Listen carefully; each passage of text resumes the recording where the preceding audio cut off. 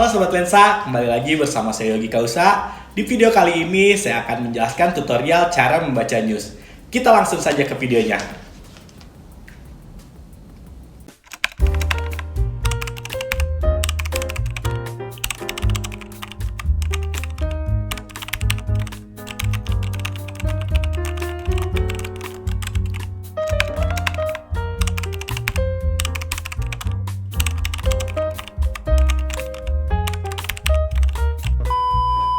Oke, jadi untuk kita trading itu selain dari teknikal atau analisis ya kita juga harus mengetahui secara fundamental.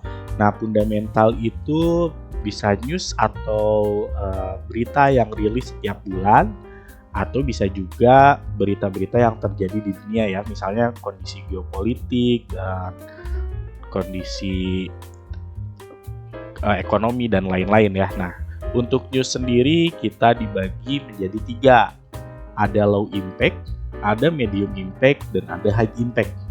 Nah, untuk yang low impact sendiri berarti newsnya itu berpengaruh ke market atau ke volatilitasnya itu kecil. Sedangkan yang medium impact pengaruh ke market atau ke volatilitasnya itu sedang, dan yang untuk high impact news yang pengaruh ke market atau ke volatilitasnya itu tinggi. Jadi yang paling mempengaruhi adalah news high impact ya untuk ke market. Nah, contoh dari news high impact itu seperti non-farm payroll, CPI, FOMC yang seperti itu ya. Seperti yang kita lihat juga kemarin-kemarin saat news NFP, CPI, dan FOMC itu pergerakan market cukup volatil ya. Dan kita pun biasanya ketika non-farm payroll atau ketika NFP kita ada live trade, jadi jangan lupa saksikan juga live trade kita ya, setiap non-farm payroll biasanya ada. Nah, terus untuk data news itu seperti apa? Nah, data news itu kita langsung lihat saja ya, contohnya ini saya buka atau saya sumbernya dari investing ya. Kita coba ke USD aja ya. Nah, ini ada jam 21.45 di hari Jumat ini ya, tanggal 15 Desember. Ini saya membuat videonya pada hari Jumat tanggal 15 Desember. Jadi kita lihat news pada hari ini ya. Ini ada indeks manajer pembelian atau PMI ya. Ini high impact karena 3 bintang ya. Kalau di investing itu yang 3 bintang merupakan high impact, yang 2 bintang merupakan medium impact, dan yang 1 bintang itu merupakan low impact ya. Itu bisa diatur di sini di filternya. Kita juga bisa mengatur di bawahnya. Nah, ini saya hanya menceklis yang medium dan high saja, karena kalau yang low impact itu tidak terlalu berpengaruh ke market atau ke volatilitasnya ya. Nah, jadi sekarang kita coba saja lihat. Nah, kalau sudah beres ini, nah ini juga bisa lihat negara-negaranya, bisa dipilih nanti mau dari mana saja, misalnya mau Amerika Serikat saja atau untuk news USD saja juga bisa ya.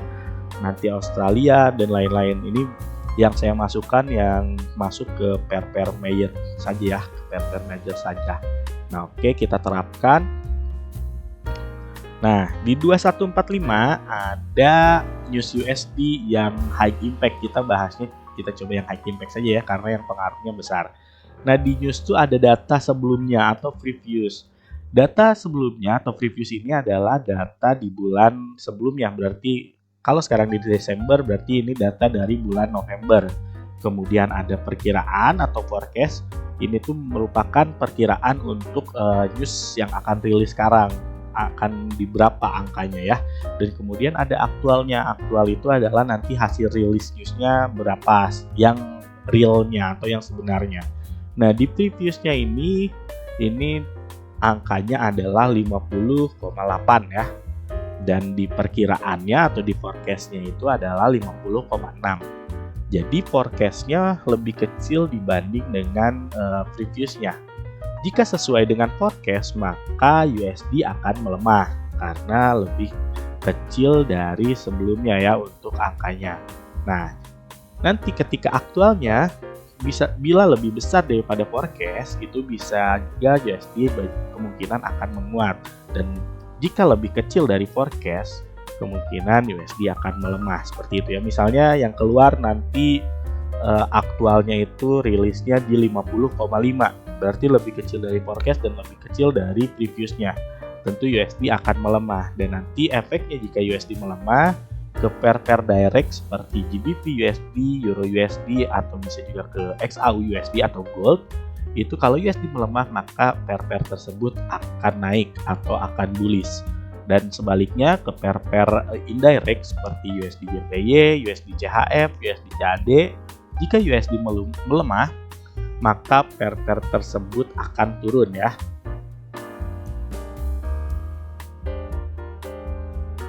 Nah, seperti itu.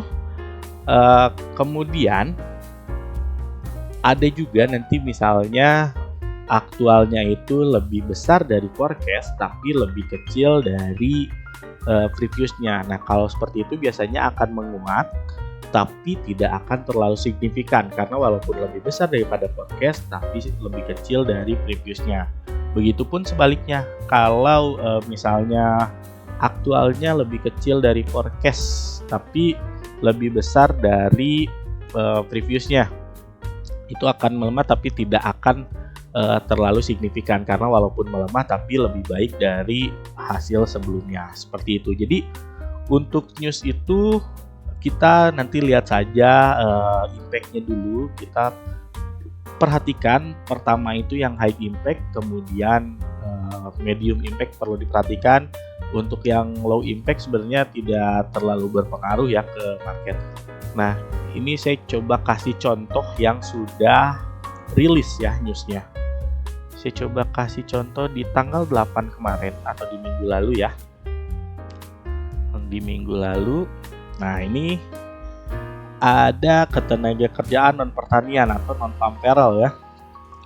Dengan previousnya atau hasil sebelumnya 150.000, dengan perkiraan atau forecast 180.000, dan aktualnya ketika rilis itu 199.000.